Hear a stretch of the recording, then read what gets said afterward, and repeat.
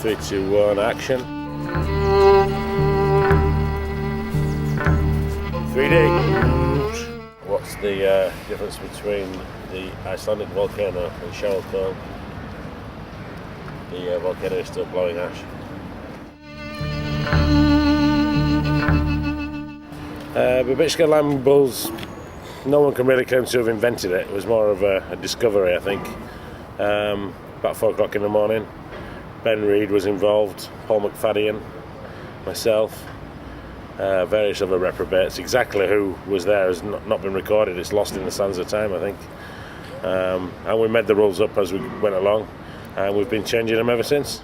My name's Andrew Maylard. I am representing the East London.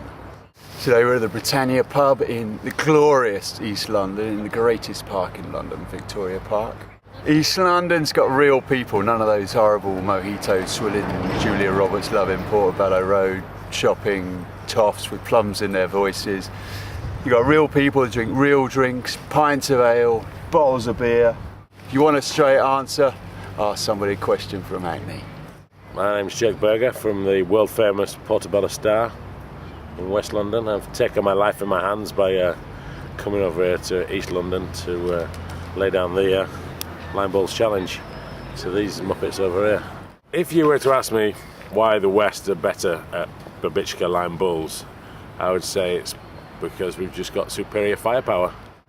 Better control, better aim, better with the girls, just better.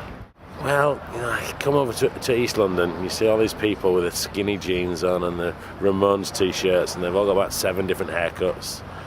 The buildings are all made of brick and they're a bit close together. There's no sky apart from here in this park, which I believe is the only park in East London. In fact, it feels a bit like West London here. I quite like this park, but yeah, it's not. I mean, it's just a bit down a hill over here, isn't it? Well, I'm hoping to get the reigning champion on board for our team. I'll be there myself as well. We've got Edward McPartland, who surely is the biggest person ever to play Lime Boules. We're just going to buy the game. It's rounder than most round objects, but not as round as a ball. The traditional game has been played with 3 limes per player.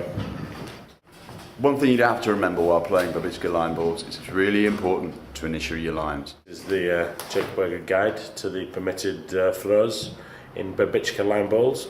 Number 1, the orthodox bowling ball technique.